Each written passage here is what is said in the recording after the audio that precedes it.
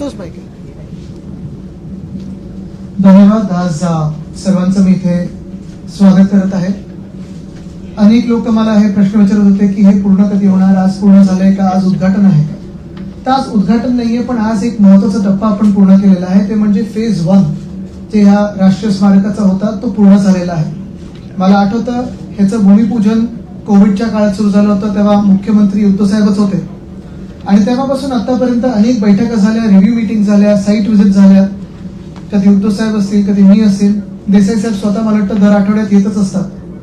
आणि महत्वाची गोष्ट म्हणजे आपल्याला इथे पाहायला मिळालं असेल, साधारणपणे सगळ्या स्मारकांमध्ये पहिली एक जी गोष्ट दिसते तो म्हणजे पुतळा असतो.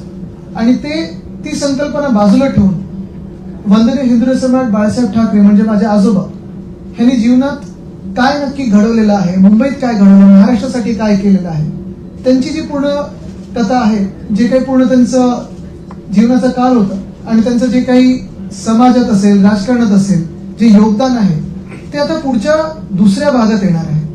पहिला जो भाग होता, पहिला जो टप्पा होता, आजचं जे आर्किटेक्चरचं पार्ट होतं ते पूर्ण झालेलं आहे. आणि ते आज आपण शिवसेना उद्धव बाळासाहेब ठाकरे पक्षाच्या सर्व सन्माननीय नेत्यांना, लोकप्रतिनिधींना, मीडियाच्या माध्यमातून आपण जनतेसमोर आणत आहे. कॉन्टेंटचा जो भाग आहे, जे काही डिस्प्ले होणार आहे, तो दुसरा टप्पा असेल. त्याचं काम लवकरच सुरू होईल. आणि जसं देसाई साहेबांनी सांगितलं की पुढच्या 6 महिन्यात आपण तो पूर्ण करण्याचा प्रयत्न करणार आहोत. 6 ते 8 महिने लागतील. एक महत्वाची गोष्ट आहे की ही जागा, ही वास्तू फार महत्वाची आहे. ह्याचं जे लोकेशन आहे आपण पाहताय, समुद्रकिनारी आहेच, पण ह्या तत्कालीन महापौर बंगल्याचं महत्व एवढं आहे की माझे आजोबा वंदनीय हिंदू सम्राट बाळासाहेब ठाकरेंनी मुंबई महानगरपालिकेची सत्ता असो किंवा मुंबईवर जे वर्चस्व असो, जसं मातोश्रीतून तेवढंच इथून अनेक बैठका असतील, मीटिंग असतील, महत्वाचे निर्णय असतील किंवा दसऱ्याच्या सभेच्या आधी इथे येऊन थांबणं असेल, लोकांना भेटणं असेल, भेटीगाठी असतील, ते इथूनच झालेले आहेत. दुसरा योगायोग हा आहे की जिथे स्मारक होत आहे ह्या वास्तूमध्ये, तिथेच समोर आपण पाहिलं असेल छत्रपती शिवाजी महाराज उद्यान आहे.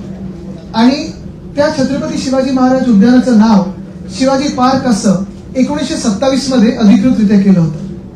त्याच वर्षी 1927 मध्ये वंदनीय हिंदू सम्राट बाळासाहेब ठाकरेंचा जन्म झाला होता. म्हणजे हा योगायोग असावा की नेता आणि ज्या नेत्यांनी जिथे सभा गाजवल्या, देशाला एक वेगळी दिशा दिली, ते देखील मैदान अधिकृतरित्या जन्माला त्याच वर्षी आलेलं होतं.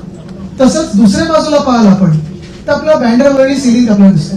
मला वाटतं 1999 साली ज्याचं भूमिपूजन झालं, ती विजन पण त्यावेळी वंदनीय हिंदू सम्राट बाळासाहेब ठाकरेंचीच होती. खरं तर ते नरिमन पॉईंट पर्यंत जाणार होतं, मग सरकार बदललं, अनेक गोष्टी झाल्या.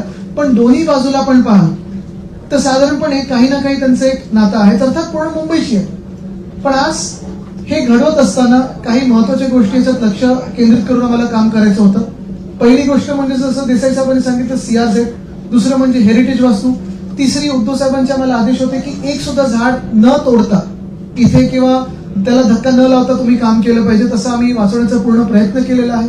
चौथी गोष्ट म्हणजे जे आम्ही वारंवार पाहिलेलं, म्हणजे इथे श्रद्धाताई आहेत, स्नेहलताई आहेत, रावते साहेब आहेत, अनेक महापौर जे इथे राहून गेलेले आहेत, सुनीलजी पण आहेत, अनेक महापौर जे राहून गेलेले आहेत, त्यांना माहिती आहे की पावसाळ्यात इथे जे वारे वाहतात, जो पाऊस येतो आणि ज्या लाटा येतात, त्या लाटांनी हा बंगला देखील हादरायचा. ते देखील प्रोटेक्शन देणं गरजेचं होतं.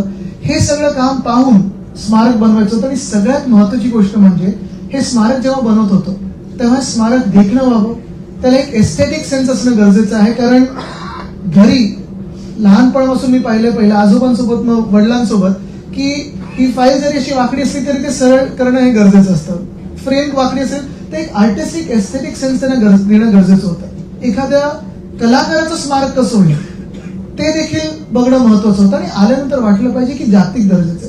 तर मला वाटतं पहिला टप्पा आज आपण पूर्ण केलेला आहे. त्याचा आज थोडं आपल्याला एक साईट व्हिजिट येतात आणि पुढच्या टप्प्यासाठी आपला तेवढाच सहभाग लागणार आहे, पत्रकार मित्रांचा सहभाग लागणार आहे. जगभरात ज्यांच्या आठवणी मोठ्या साहेबांच्या असतील, बाळासाहेबांच्या असतील, त्यांचं योगदान, माझ्या आजोबांबद्दल ज्या आठवणी असतील, जे काही तुमच्याकडे गोष्टी असतील, काही आपल्या साठवण्यात काही असेल, तर योगदान देखील आम्हाला लागणार आहे. धन्यवाद. मी विनंती करीन पक्षप्रमुख उद्धव साहेबांना 2 शब्द बोलायला आणि मग पत्रकार परिषद आपण करू.